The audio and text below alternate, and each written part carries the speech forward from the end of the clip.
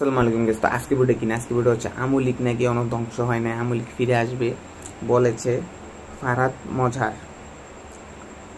কবি, চিন্তাবিদ ও দার্শনিক ফরহাদ মজহার বলেছেন, আওয়ামী লীগকে নিষিদ্ধ করার দাবি নয়, বরং দলটির সঙ্গে পারস্পরিক ভুল বুঝাবুঝির অবসান ঘটাতে হবে। তিনি বলেন, দল হিসেবে আওয়ামী লীগ ফ্যাসিস্ট হতে পারে, কিন্তু তাদের সবাই খারাপ না। এই কথাটা ভালো বলছে। তাই আইনি প্রক্রিয়া নিষিদ্ধ করার বিষয়টি চিন্তা করা যেতে পারে, তবে রাজনৈতিক বিরোধিতা পথে সমাধান খোঁজা উচিত।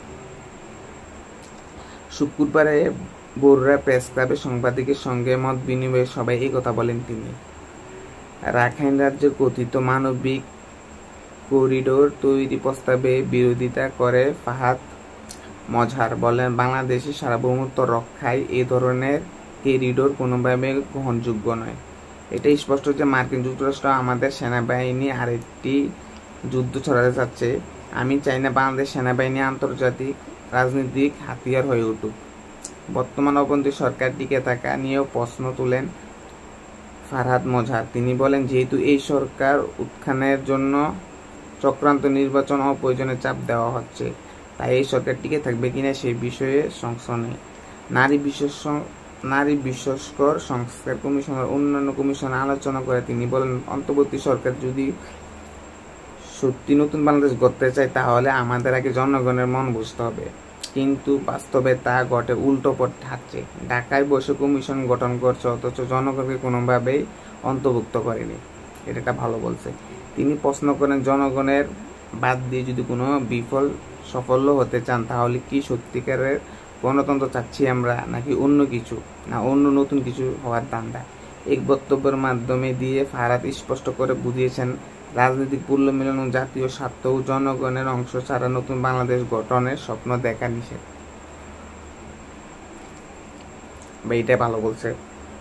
নতুন বাংলাদেশ গড়তে হইলে আপনার সবার মত নিতে হবে। আপনি একজনের মত নিলে তো হইতো না, কারণ দেশে একজন দুজন দ্বারা না, 16 কোটি 20 কোটি মানুষ দ্বারা তাদের মনের ভাষা বুঝতে হবে, তারা কি চায়, দেশ বিমুহূর্তে কি চায়। একটা প্রশ্ন, বর্তমানে প্রায় বাংলাদেশের প্রত্যেক ঘরে 2 জন করে বিদেশ। তাহলে তরুণরা যদি দেশ ছেড়ে দেয়, তাহলে দেশ উন্নত করবো কেডা?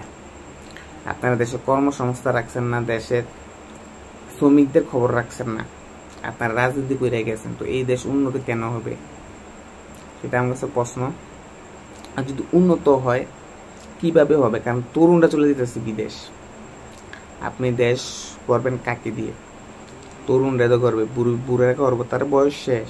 কিন্তু এই দেশ হচ্ছে উল্লাটা, তরুণরা যাচ্ছে বাইরে, আর বুড়ারা বাইরেতে আইয়া দেশ উল্লাইতেছে।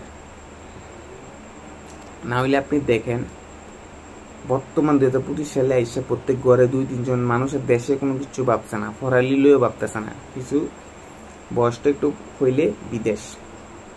এইভাবে যদি তরুণরা চলে থাকে, তাহলে সৃজনশীলতা নতুন সৃষ্টি আসবে কিভাবে? আবিষ্কার আসবে কিভাবে? উন্নতি আসবে কিভাবে? আপনারা যদি জনগণের মনে না বুঝেন, একজন লোকে ডাঙ্গ হয়েছে, হেতারে মাইরে শেষ করে দেন, হেতার আর বাঁচানোর ইচ্ছা নেই। এটি যদি রাজনীতি, তো এটা কি দেবো? ছাত্ররা আইসে রাজনীতি করতো না, রাজনীতি মানুষের হারানোর লাগে, আমাকে হেতারাতি রাজনীতি করে। এই দেশের মানুষ আপনি কি বলবেন? সবাই ছাত্রের পাগল। ছাত্রের পাগল না হইলে, ছাত্ররা আনছে, তোরা যেটা করছিস ফ্যাসিস্ট আওয়ামী লীগকে হালাই দিছস, আবার তোরা এটা কি তাগুলি এনসিপি ঘোষণা করে। গতকাল একটা ভিডিও দেখলাম, ভাড়া করে মহিলা লয়ে পড়ছে, তারা কইতো ঠিক করে কত কইতে পারে না, তারা আন্দোলন কিদের লেগে আইছে এনসিপির প্রোগ্রামে, ঠিক আছে। আবার আরেক আগের দিন দেখলাম ফেসবুক পোস্টে কি না, হাসনাত নাইদরে হ্যাপি বার্থডে দিন উৎসব করতেছে, আগামী দিনে প্রধানমন্ত্রী। আপনারা কোন এরই কথা? আচ্ছা, মানলাম তোমরা দেশ সাংগঠনিক করছো, কিন্তু তোমরা দেশ সংস্কারটা কই করছো? দেশে যে গণদর্শন হইতাছে, এগুলা থামাইতে পারছো? ঠেকবাজি হইতাছে, থামাইতে পারছো? তোমরা কিছু হইলে যেটা হাইপো এটা নিয়ে উঠা পড়ো, কিন্তু যেটা আমাদের করার দরকার বর্তমানে আপনারা সেটা করছেন না। আপনারা সেটা করছেন না। করলে হয়তো আজকে এই প্রশ্ন আপনাদেরকে আমি করতাম না, এই প্রশ্ন আমি আপনাদেরকে করতাম না, কিন্তু আপনারা আপনাদের নিজের মতো। আমার কথা হইলে এটা ভাই, মানুষের কর্ম ব্যবস্থা দরকার। দেশের মানুষ দেশে থাকুক, তারা টাকা ইনকাম করার জন্য বাইরে চলে যাচ্ছে। আর একটা ছেলে মানুষের জীবনে কতটা মানে ত্যাগ আপনারা যদি বলতে পারেন, বয়সটা 18 পরে বিদেশ 10 বছর 15 বছর খাইতে আইয়ে এদের ফ্যামিলি কিছু নেই, 15 বছর খাইতে আইয়ে বিয়েটা করে বউ হেলাই দিয়ে আবার বিদেশ, মা বাপ হেলাই দিয়ে বিদেশ। দেশে একটা কর্মসংস্থা করার জন্য আমরা ভালোভাবে চলতে পারি। দেশে কর্মসংস্থা আছে 500 টাকা, আপনার মুদি মালটা খরচ হয়ে যা 500, তরকারি কই, মাছ কই, আমিষ কই, ভাত কই, পড়ালেখা কই, চিকিৎসা কই, ঘর ভাড়া কই। একজন মধ্যবিত্ত মানুষ কিভাবে ট্যাকেল দিবে? দেশের আগে দেশের উন্নয়ন করুন, দেশের মানুষকে শক্ত করুন, উন্নতি এইভাবে আসবে। উন্নতি কিভাবে আসবে? দেশ ছেড়ে গেলে আপনারা তো এই দিকে কেউ মনোযোগ দিতেছেন না।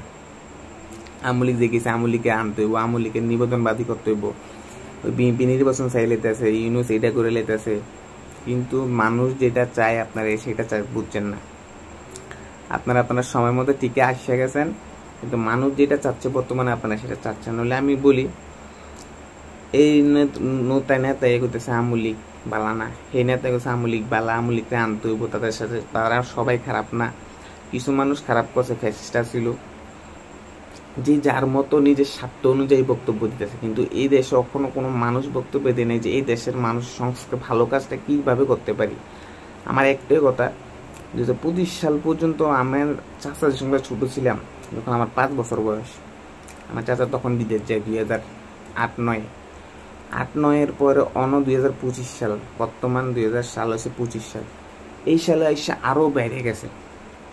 তাহলে তরুণের যে মেধাটা সেটা আপনি কোথায় কাজে লাগাইছেন? আপনার দেশ বাদ দিয়ে অন্য দেশ উন্নত করতেছে, তাতে আপনি খুশি, সেটা বিন্দুমাত্র মাথা কেউ নাই। কেউ এই নির্বাচন, কেউ আমলিকে নিষিদ্ধ করে না, কেউ যুবলীগ, কেউ জামায়াত। আরে ভাই, দেশের মানুষের জন্য কাজ করো, দেশের মানুষের জন্য কিছু করো। যদি আজকে করো তার ফল কালকে পাবে, কালকে না পেলে পরশু পাবে, কিন্তু ফল তুমি পাবে। পরিশ্রম করো, যদি পরিশ্রম তুমি নিজের আত্মসাৎ মানুষ ঠকানিটা করো, তাহলে এই পরিশ্রমের ফল তুমি পাবে, কিন্তু ভালোটা নয় খারাপটা পাবে। আমার কথা মতে রাজনীতিটা বাদ দেওয়া দরকার, কেননা রাজনীতি হচ্ছে মানুষ, বর্তমান রাজনীতি হচ্ছে মানুষের পকেট ভরানো। দেশের মানুষের উন্নতি হচ্ছে না ভাই, দেশের মানুষের উন্নতি হইতেছে না। শেখ হাসিনা আইব, এই আইব, হে আইব, কিন্তু আসল আপনার এটাও ধ্যান দিতেছেন না। বাংলাদেশের তরুণরা দেখ দিতেছে, অঙ্ক একটা আছে ইউরোপ, IELTS করে ইউরোপ যা, এটা দেশ, এই যে এই দেশে কাম করেও এই দেশের মানুষ উন্নত করতেছে, এই দেশ উন্নত করতেছে, কিন্তু বাংলাদেশ ইন্ডিয়া ডুবতেছে, বুঝছেন? বাংলাদেশ ইন্ডিয়া ডুবতেছে। আমার কথা হচ্ছে গিয়া, দরকার নাই ভাই আমলিকরে আনার দরকার নেই, কেউ না। আপনার রাজনীতিটা বাদ দেন, রাজনীতিটা আপনারা কি করছেন? আপনার দলে দেশের জন্য কাজ করুন। আজ পর্যন্ত আমরা কর্মসংস্থান যোগান, আমাদের তরুণকে বাঁচার সুযোগ দেন। আমরা দেশে ছেড়ে বিদেশ কি কষ্টে যাই, এদের আমটা হয় না তো ভাই। আপনারা চালের কেজি, তেলের কেজি এটি বাড়াই রাখছেন, আমরা এটি খামু কেমনি? একদিনে কামে করে 500 টাকা পাই, আমি আমার চিকিৎসা খরচ দেব না, পড়ালির খরচ দেব না, আমার মা বাবার লাগে ভবিষ্যতের লাগে না, আমার ভবিষ্যতের লাগে কেমন, আমার বউ সালাম। আপনি ভাড়ার না, যেমন শ্রমিক দিন মজুরি, আপনি 1000 টাকা করেন, 1500 টাকা করেন, টাকাটা তো আপনার দেশে থাকছে, কিন্তু আপনারা করতেছেন না। কিন্তু অন্য দেশে যে ভ্যালু, অন্য দেশের মানুষ কিন্তু আসে না। আচ্ছা, আপনি বলতে পারেন কয়টা মানুষ আসছে বাংলাদেশে কাজ করার জন্য? এখন আপনি বলবেন বাংলাদেশ তো উন্নত না, এই না, কিন্তু বাংলাদেশ বাদ দেন, এই ফ্রান্সের মানুষ অন্য দেশে জানা দেখে হেতারা আজকে এত বড় উন্নত ইউরোপ হয়েছে। ঠিক আছে, বাংলাদেশ আগে আমি 100 বছর ইউরোপের ছোঁয়া টোয়া পাইতো না, বাংলাদেশে কেমনে ছোঁয়া টোয়া পাইব?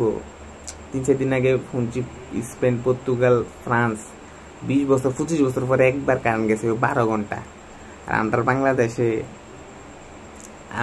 দিনে যা 24 বার, একদিনে কারেন্ট যা 24 বার। এদিকে চিকিৎসা ক্ষেত্রেও দুর্নীতি, শিক্ষা ক্ষেত্রে তো ভাই বর্তমানে জেনারেশন শিক্ষা ক্ষেত্রের মতো টাকা আর কোনোখানে নাই। ডাক্তারের পরে চিকিৎসা ক্ষেত্রের পরে শিক্ষা ক্ষেত্রে টাকা, মানে মানুষের যেগুলো চাহিদা, ডাক্তার মানে চিকিৎসা, শিক্ষা, খাদ্য এইগুলোর দাম হাইট তুলে রাখছে। আর তারা আছে আমূলিক নিষিদ্ধকরণ দিত না, ওই ইয়াকরণ দিত না, সংস্থার কেউ চানা ভাই। আজ পর্যন্ত দেখলাম না সংস্থার কেউ চাইতে। আমার ভিডিওটা আজকে এই পর্যন্ত। আর আমার কথাগুলো ঠিক হয়ে গেলে কমেন্ট বক্সে জানাবেন। আর দেখা হবে নেক্সট ভিডিওতে। আসসালামু আলাইকুম।